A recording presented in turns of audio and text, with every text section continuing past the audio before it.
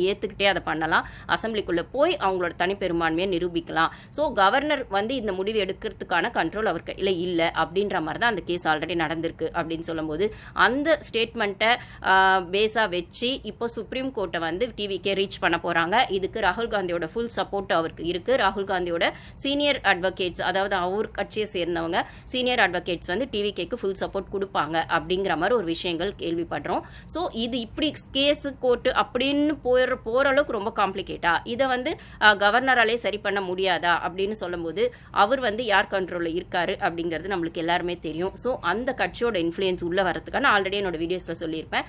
BJP அவங்களோட influence உள்ள வரதுக்கான விஷயங்களா, பிஜேபி என்னதான் தமிழ்நாட்டில் ஒரு சீட்டு தான் வின் பண்ணியிருந்தாலுமே அங்கே பார்லிமெண்ட்ல ரூலிங் பார்ட்டியா பிஜேபி தான் இருக்காங்க. பிஜேபி அகெயின்ஸ்டா காங்கிரஸ் இருக்காங்க அப்படின்னு சொல்லும்போது அந்த காங்கிரஸ் கூட ஒரு கூட்டணி வைக்கிறாரு அப்படின்னும் போது அது எங்க அடிச்சா எங்க வலிக்கும் அப்படின்றதுல தான் வருது அப்படின்னும் போது ஸோ இப்போ வந்து பிஜேபி கூட கூட்டணியில் இருக்க சரி, பிஜேபி கூட கூட்டணியில் இருக்க ஏடிஎம்கே என்னப்பா பண்ணிட்டுருக்காங்கன்னா அவங்க எப்பயும் போல மிக்சர் சாப்பிட்டுட்டு இருக்காங்க அப்படிங்கிற மாதிரி தான் பேச்சுகள் அடிப்படுது. ஏன்னா இப்போ பாண்டிச்சேரியில் அவங்களோட எம்எல்ஏஸ் எல்லாமே பாண்டிச்சேரியில் ஒரு ரெசார்ட்டில் இருக்காங்க அப்படிங்கிற மாதிரி வருது. எங்கப்பா இங்கே இவ்வளோ அலப்பறை நடக்குது, நீங்கள் என்னப்பா பாண்டிச்சேரி பக்கம் உட்காந்துருக்கீங்கன்னா சென்னையில் வெயில் ஜாஸ்தியாக இருக்கான் அவங்க சொல்கிற ரீசன். ஓகேங்களா? ஸோ இது ஒரு பக்கம் போயிட்டுருக்கு. சரி, டிஎம்கே என்ன பண்ணுறாங்க அப்படின்னு பார்த்தா டிஎம்கே காங்கிரஸ் கூட தான் கூட்டணி வச்சுருந்தாங்க. இப்போ காங்கிரஸ் வந்து ஜம்ப் அடித்து டிவிகே கூட சப்போர்ட் கொடுக்குறாங்க அப்படின்னு சொல்லும் போது இந்த கூட்டணி டிவி பிளஸ் காங்கிரஸ் அப்படிங்கிறது சரியான கூட்டணியா இருக்குமா அப்படின்னு ஒரு கேள்வியும் மக்கள் மத்தியில் போயிட்டு இருக்கு. ஆனா வந்து விஜய் சாரை சப்போர்ட் பண்ண ஜனங்க என்ன சொல்றாங்கன்னா கூட்டணி தானே அமைக்கிறாங்க, தலைவர் வந்து விஜய் தானே அப்படின்னும் போது இப்போ ஆட்சி அமைக்கிறதுக்கு வேற வழி இல்லை, கூட்டணி அமைச்சுதான் ஆகணும் அப்படிங்கிற இடத்துல அப்போ தானா வர அந்த ஒரு கூட்டணி சப்போர்ட்டை எப்படி வேணான்னு சொல்றது. இப்போ ஆட்சி அமைக்கிறது தான் முக்கியம், நாங்க வந்து விஜய் சார் ஆட்சியில் உட்கார வைக்கணுன்றதுக்காக தான் அவர் ஓட்டு போட்டு மெஜாரிட்டியில ஜெயிக்க வச்சிருக்கோம். ஆனா ஆட்சி அமைக்கிறதுல இவங்க இவ்வளோ காம்ப்ளிகேஷன்ஸ் கொடுப்பாங்க, சுத்தி இவ்வளோ ப்ரெஷர் கொடுப்பாங்க அப்படின்னா ஏதோ ஒன்று பண்ணி தான் ஆட்சியில் உட்காரணும்னு சொல்லும்போது கூட்டணி அமைக்கிறதுல விஷயம் அமைக்கிறதுல தப்பு இல்லை. பட் ஆனால் எங்களுக்கான விஷயங்களை அவர் செய்யணும், அவரை நம்பி தான் நாங்கள் ஓட்டு போட்டிருக்கோம் அப்படிங்கிறது தான் தமிழ்நாட்டு ஜனங்களோட கருத்தாக இருக்கு. சரி, ஓகே, இது ஒரு பக்கம் இருக்கு. ஏடிஎம்கே டிஎம்கே கூட்டணி சேர்ந்தாங்கன்னா அவங்க மெஜாரிட்டி காட்டிடுவாங்க. அப்போ வந்து டிவிகேவால் ஒன்றும் டிவிகே வந்து ஆட்சி அமைக்க முடியாது அப்படின்னு சொல்லும்போது அதெல்லாம் ரூமர்ஸ், அப்படி ஒரு நடக்க வாய்ப்பே இல்லை.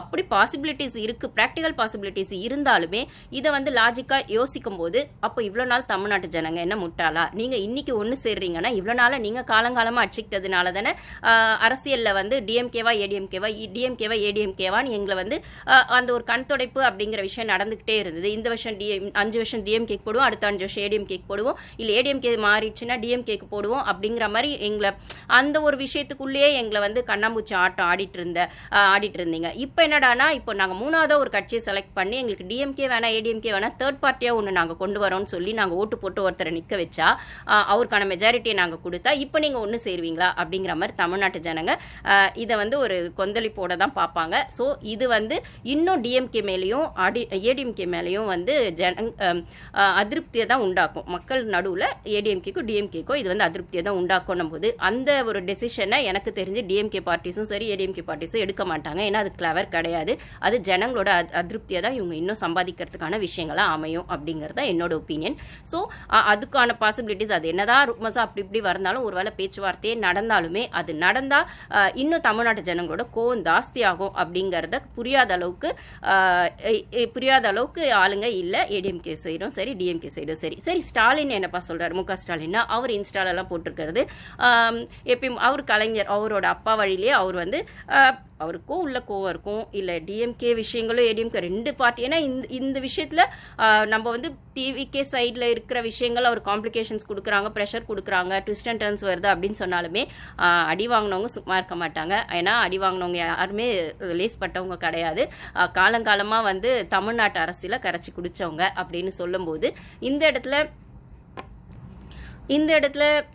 முக ஸ்டாலின் வந்து இன்ஸ்டாகிராம்லலாம் நானுமே பார்த்து போட்டது என்ன அப்படின்னா, நாங்கள் வந்து டிவிக்கே கவர்மெண்ட் ஃபார்ம் பண்ணுறதை டிஸ்டர்ப் பண்ண மாட்டோம், அதே மாதிரி அவங்களுக்கான எங்களை விட ஜாஸ்தி எடுத்திருக்க பெரும்பான்மை, அதாவது ஜாஸ்தி ஓட்டு மெஜாரிட்டி வந்திருக்கு அவங்க வந்து ஆட்சி அமைக்க, அதாவது எந்த இடத்துலையுமே அவர் விஜய்னு சொல்லலை, டிவிக்கேன்னு சொல்லலை, எதுவுமே சொல்லலை, பொதுவாக எங்களை விட ஜாஸ்தி எடுத்திருக்க மக்கள்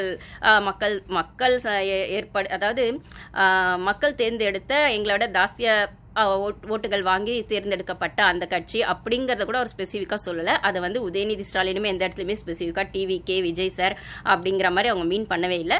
பொதுப்படையில தான் சொல்றாங்க. ஸோ அந்த கட்சி வந்து கவர்மெண்ட் ஃபார்ம் பண்றதுக்கு நாங்க டிஸ்டர்ப் பண்ண மாட்டோம். முதல் ஒரு 6 மாசம் அவங்களுக்கான விஷயங்களை அவங்க பண்ணட்டும், அதுக்கப்புறம் பார்க்கலாம் எப்படி போகுது அப்படிங்கிற மாதிரி நல்ல விதமாவே சொல்றாரு. இது வந்து டிவிகேக்கு அவர் வந்து சப்போர்ட் கொடுப்பேன், பிஹைண்ட்ல இருந்து நாங்க சப்போர்ட் கொடுப்போம், எங்க கட்சி சப்போர்ட் கொடுக்கோன்னு சொன்னாலுமே உள்ள எல்லாருக்குமே இருக்கிற அந்த கோவமோ அந்த ஆதங்கமோ இருக்கதான் செய்யும். ஆனா ஆஸ் அ பொலிட்டிக்கல் லீடரா அவருக்கான அந்த சீனியாரிட்டிலே அவர் அதை வந்து ரொம்ப